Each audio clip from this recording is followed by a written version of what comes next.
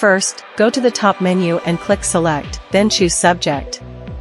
Now, with your subject selected, press Ctrl+J to make a copy of it. Next, grab the Type tool, and type your text, anything you like.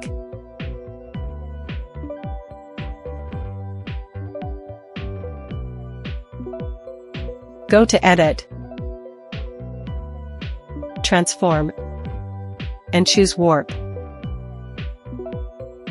From the warp styles, select Cylinder to give the text a circular look.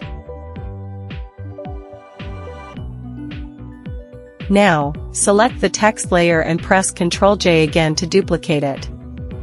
Apply the same warp effect to this new text. Edit the second text.